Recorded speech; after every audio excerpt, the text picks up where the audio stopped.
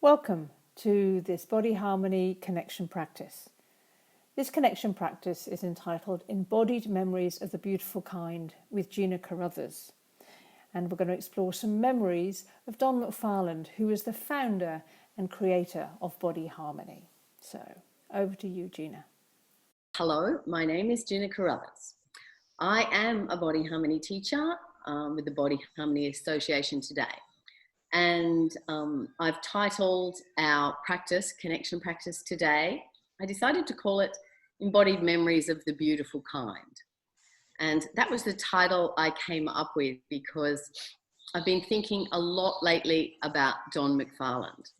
And not just about him, but his relationship with me and the deep-rooted effects of not just the body harmony work, but how he perceived, how he supported, how he helped me blossom myself without ever pushing in, without ever standing back, in a nice, easy manner. He just gave me such a truthful reflection of his own experience of me and how I don't think I'd be the person I am today if I hadn't have bumped into him, or if, you know, the ocean of our beautiful lives hadn't washed us together. And that happened, I think it was 1985, when I was at a rebirthers conference, a very large rebirthers conference in Hawaii. And personally, I'd received bodywork all of my life, being brought up with a famous sports person.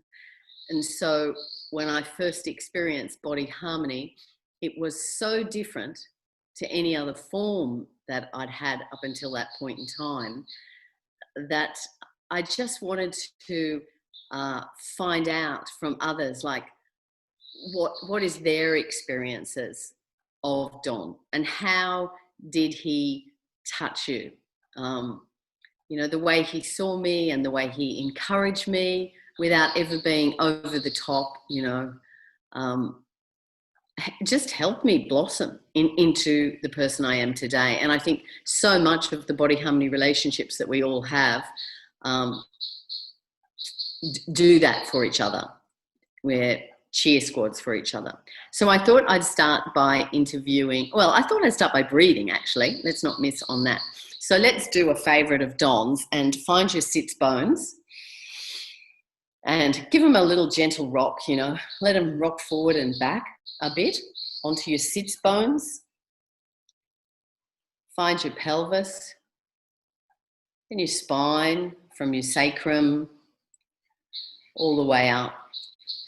And just connect with your breath. If it's easier to breathe looking at others, do that. If it's easier for you to breathe, easier, I mean more connected to yourself, where you're dropping off anything that's sped you up, that's been stressful on the pace of yourself, that you just drop that away. And as you become more intimate with your own feel of your inhale, just increase it a little on the inhale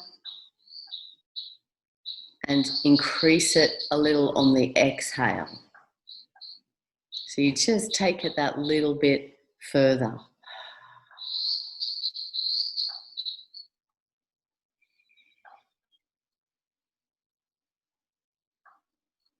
Allowing your spine to move in a way that really supports the flow of your breath. And your mind's eye to move on the wave of the inhale, on the ripple, so that it travels within you.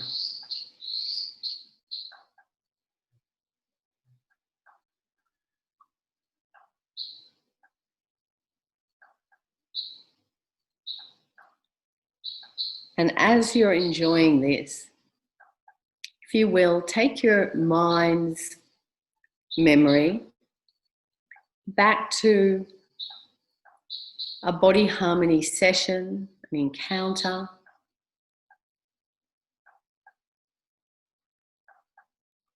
Something in the quality of the interaction, the quality, the tone of the experience.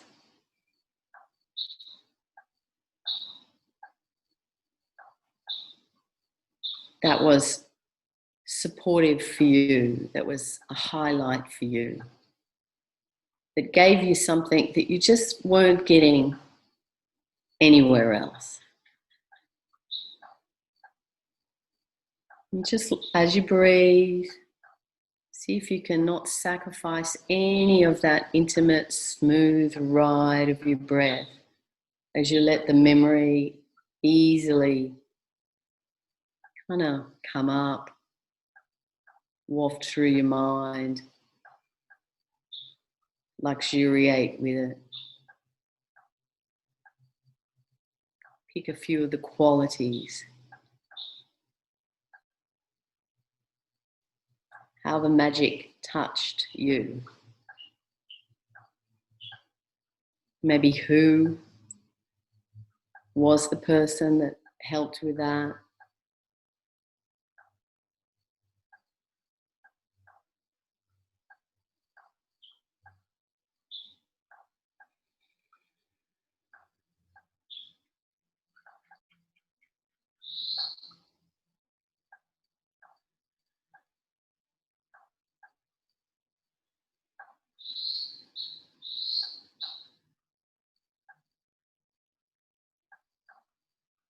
And then just let that drop away and allow just a soft, open attention now to yourself and to your screen, to the other faces that are present here.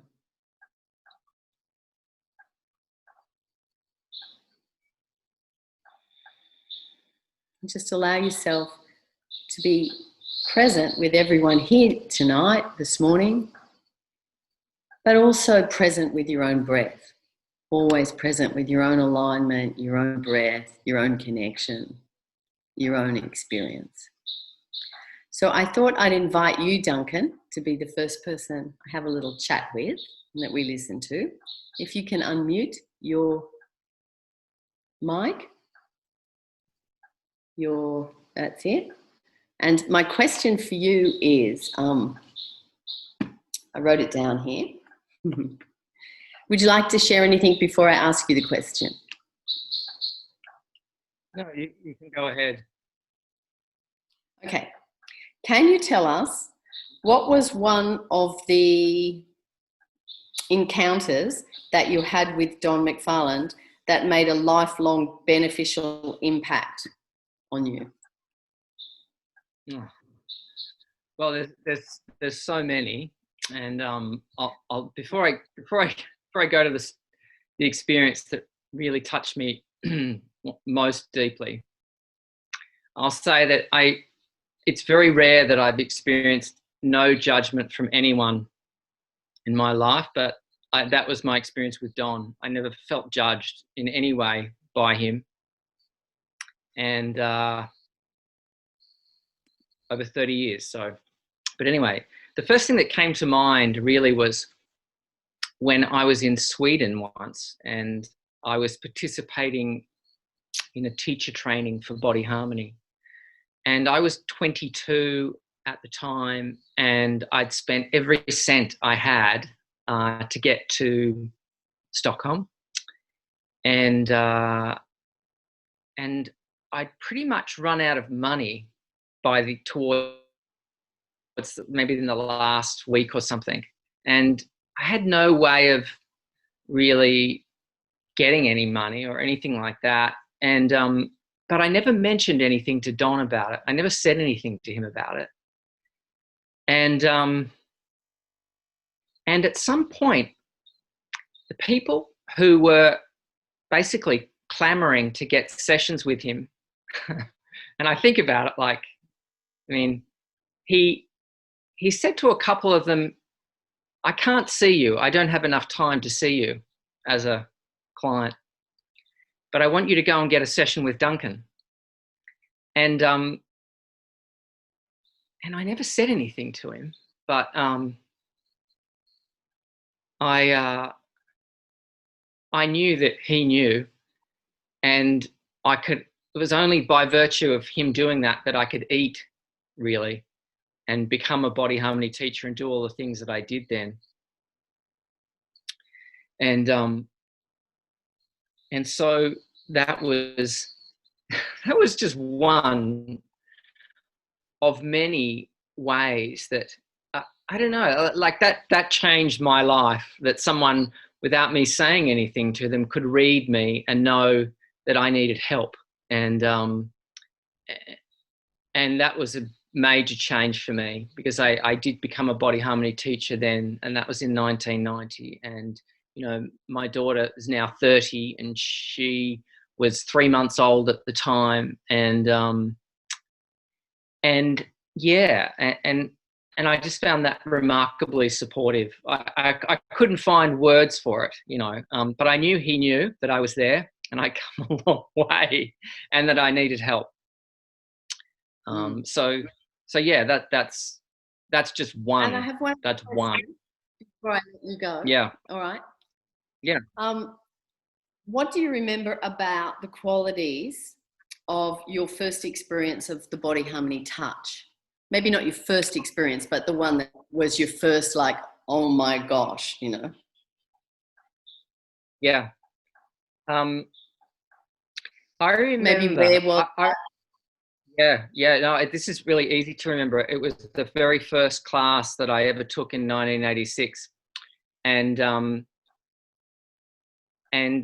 I was being worked on in a demonstration by Don, and I felt as though so crazy.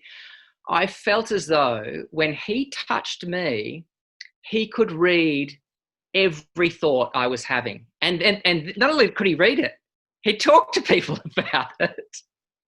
And so I felt simultaneously like completely safe and yet totally vulnerable. And I that was it for me. I just thought, well, this is yeah. For me that meant something. It meant something that someone could feel me and read me and know me and yet not judge me. Yeah, and so what that did in the session, what was the quality? It was this remarkably, oh God, it was this remarkably light and yet comprehensive interaction all through me. It was all through me. It engaged all of me. So I'd never experienced anything like that. It sounds too like a lot of unconditional positive regard. That Absolutely. completely, Absolutely. I'd never experienced anything like I never, and it was without an agenda. It was without an agenda too. I'll say that. It was with no agenda. That was amazing, I thought. That's beautiful. Yeah. Okay, if you can mute Duncan. And I can't see all of you because some people don't have their cameras on, but those that I can see, would anyone else like to express about what they might have thought of while we were just doing that little drop in and breathing, or anything from the past too, along the same lines? Like, what was, the first question was, can you tell us what was one of the encounters you had with Don McFarland that made a lifelong beneficial impact on you? And I'll just call out, if you raise your hand, who might like to share. Fee, how about you? So like Dunk, there are many things that stick in my mind. There's a couple in particular. What changed my life, I guess, was the encounter in Almuñeca. So I arrived for the international just gonna kind of hang out, do an international, saw Don, said hi, and he went, "Oh, you standing for teacher?" I said, "No." And he just went, "Oh, okay." And so I went away and thought, oh, Don asked me if I was going to stand for a teacher, which kind of to me, kind of to me maybe thinks that he thinks I could do it. So a little bit later on, I sort of sidled up sideways to him and sort of went, Don, so if I was going to go for a teacher, what would I have to do? And he was just very matter of fact and whatever. And I think it was the quality of his, okay, when I said I wasn't, that made me go away and think, potentially I could do that. Anyway, so then I said, oh, okay. And he was like, yeah, okay. And actually that, becoming a teacher changed my life from then on. I mean, Body Harmony had changed my life from years before, but that point became a whole new level. And then the one of the very, very early experiences was, I think it was in Tenerife International, and there was something that really activated me about men. I can't remember what it was. It was some big thing, and then some guy shared, and I was like, fucking men. And I was kind of sobbing, and I was out in the hallway, and Don came up. I was like, and he said, okay, so what's up with you then? And I said, it's men. And he said, all right, so imagine me as the embodiment of all men. Tell me what's up. And I said, in between sobs, men, you take up too much time and energy and space. And he went, yeah, that's what my wife says. and it was just completely beautiful. It kind of dropped everything. He totally got it in a way. It made me laugh, and it kind of diffused something and made me understand something on a, there was no, what's the matter, let's look at this, whatever. He just got it. He got it, and it was great. But it was also quite funny as well. We all laughed. I really liked hearing in that first encounter how, he'd expressed, hey, are you going for teachership? But then completely flat, and left it to you. Actually have the process within yourself. No more jumping on or shaping or agendaless, as Duncan said, just to express himself, but then just not have an agenda at all. There was no pressure, there was no nothing. Yeah, it was just, are you going to do it? Oh, okay. Yeah, beautiful. Thanks, Fee. That's lovely. Oh, and what about the qualities of that first touch, like Body Harmony touch? You'd said that Body Harmony had. What are the qualities of the first touch that you recognize, oh, this is fundamentally different to other forms of bodywork? The tiniest differentiation between, one point and another, literally centimeters between something that had one sort of quality, I might laugh, something that had another one that I might cry, something that had another. The actual, the differentiation in the tiniest point. And when you got to a certain point that you felt something that you would never feel in other kinds of bodywork, because it was so refined and so specific to that. And the fact that everywhere I went, the experience in the beginning, the experienced Body Harmony practitioners ended up in the same places.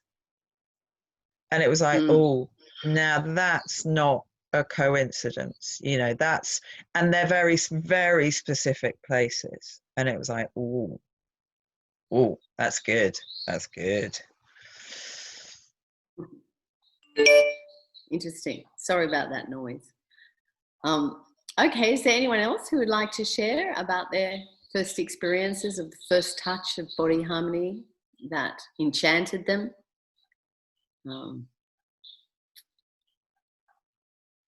Yeah, Mart. Go ahead, Mart. Can you unmute yourself? Attends, on va, voilà, là. je vais regarder. Désactiver, vidéo. Now we can't hear you, Mart. Yes. So, That's it. Now we now you can. Yes? now we can. Andrea, are you there to translate? Oh. Yes, I'm here. All right, D'accord. great. Just in Merci. case with Mart. Merci, Andrea. Thank you. Ce que j'ai déjà appris, le plus important, enfin, une des choses importantes que j'ai appris, c'est le respect en approchant de l'autre. What I've learned mainly is the respect when approaching somebody else. C'est, par exemple, lorsque quelqu'un est couché sur la table, For example, if somebody is laying on the table, on the couch, c'est de ne pas marcher très vite autour. to not go fast around the bench. Là, Don m'a déjà fait ressentir que l'énergie existait. So he already then showed me that energy existed. De ne pas cogner la table quand quelqu'un est sur la table. To not bump into the bench when somebody's laying there. Ça, c'est l'extérieur. That's from outside. Mais ce que j'ai reçu dans son toucher, But what I've received when he touched, je dis ce toucher, on peut le trouver, je ne l'ai trouvé nulle part ailleurs, sauf actuellement. J'ai trouvé un kiné. so this kind of touch, I have not found it with anybody else. Only now recently there is one person Un who is kinésithérapeute. a kinesiotherapist. Et c'est la même chose. Quand je dis le toucher, c'est Don qui m'a appris, mais c'est le toucher body harmony. So I say it's Don who has taught me this, or I have learned from Don this way of touching, but it's the body harmony way of touching somebody. Voilà. C'est que c'est un toucher léger, mais tellement profond, comme un laser, mais qui ne force pas. Very soft, profound, and not forcing anything. Ça, c'est pour parler du toucher. That's about talking about the touch. Mais il y aurait des heures à parler sur tout ce que j'ai reçu. And I could talk hours about what I've received. Et merci. Yes. Thank you. It just makes me smile even hearing that Mart could talk hours about what she's received from Don, because over the years I've watched the play between Don and Mart, and it was just even so rich and full and lovely to watch the play there.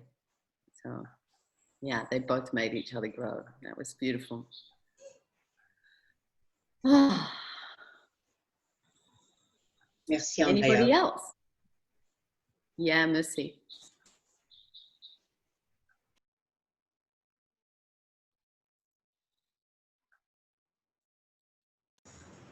Susie? Miss Susie.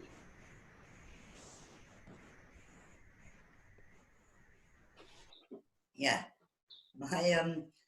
my first experience of body harmony came from a very informal class that a friend of mine who'd just done Don's first class in England shared with us, a group of 4 or 5 people. And we played with what he'd picked up of the body harmony touch. And I think what it really gave me, or where it really sort of, I don't even know the words, expanded something in me, just hit me like not hit, that's not the right word, resonated like something just like, whoa, what is this?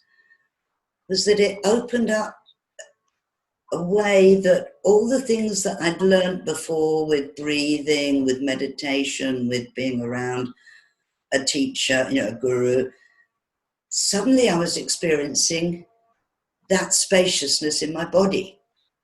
And I was like, what is this touch? What happened here? And it was the middle of winter, and I remember after the class walking up Glastonbury High Street when it was really cold, as if I was walking up a tropical beach. My body was just so relaxed and easy and happy, and just like I could have been, you know, walking by a beach with palm trees swaying. That's how it felt. And that was just like, that really, okay, something's here. I'm going to follow this, which I did. And I just sort of share one little memory of Don, which isn't about his touch, it was just about him as a human being, really. I had come to an international event, my first international event in La Paz, Mexico, and I'd got there early and all the teachers were meeting and there was stuff to do, and I was just hanging out with an English mate called David. And I offered to go and get some photocopying done that was going to be handed out as a booklet to the 50 or so participants, and we went and got it. And then it all needed collating. And I was sitting in my room with, I think Don had picked up that it needed, you know, that I was going to be doing this. And I was sitting on the floor of my room with Kath, and there was a knock on the door, and in Don came. And he just sat down on the floor with us and helped collate it all. There was no, I am the great teacher. He was just a really regular human being as well, who could have, I loved his sense of fun when I could see that. And he was just there being himself, hanging out and helping it. And so I had lots of other experiences with him, but that one really sticks out as my mate Don. You know, he came and helped. Yeah. Beautiful, Susie. That's lovely. Yeah. I just share an experience that Michaela asked me to share tonight, because she's got the young babies. She can't get online for these, but she said, "Oh, tell them my experience." So I asked her what it was. So she said, so Michaela is Duncan and my daughter. And when she was about 5 or 6, Duncan, Linda and Don were putting together the 10-session protocols for body harmony. And we were in my mother's house on the beach, and Michaela was running around and playing. And we'd written up some notes and what the sessions would look like. But we just needed a body, or Don needed a body while we were talking. So he said, "Oh, Mickey, come up here. Lay down here with you." And, you know, he was just going to mock out what he was expressing to us, waiting for our feedback and how we thought the flow of that went. But in true Don form, he couldn't touch someone without listening and really touching them. So even though he was just going to mock out this session, the next thing you know, he was touching Mickey and listening and making encouraging noises. And she was 5 and she was there. And she remembers him finishing up, and she jumped up off the dining table, I think it was, and she kind of ran around the backyard towards the beach, and then she came back in, and Don said, "How was that?" And I remember her saying, "That was fantastic. It's kind of like snorkeling on a coral reef, but you're doing it inside your own body." And that was her 5-year-old experience of, you know, that body harmony touch for the first time. And I just thought, oh, that's such a beautiful experience that she's got, you know, like that's a real embodied experience of the beautiful kind that stays with us to help balance all other grievances, you know, that we might have had, or rocky things that have gone on in relationship, you know, even with Don, that, I don't know, I just feel that we're all so fruitful for and to each other, and our potential for support to each other is so vast and so great. Okay, well, I encourage you all to stay breathing as much as possible and connected, no matter where or what you're doing or who you're with, and always look for, you know, where you can be supportive so that you can feel really good about yourself. So I have to say the next practice is going to be the 28th, which is Saturday, and it's going to be presented by Duncan. And then, do you have a title for that, Duncan? I do. I wrote it down. It's there somewhere, but it's going to be a breathing exercise, a direct experience of breathing specifically. I'm reading a guy's book at the moment. It's simply called Breath.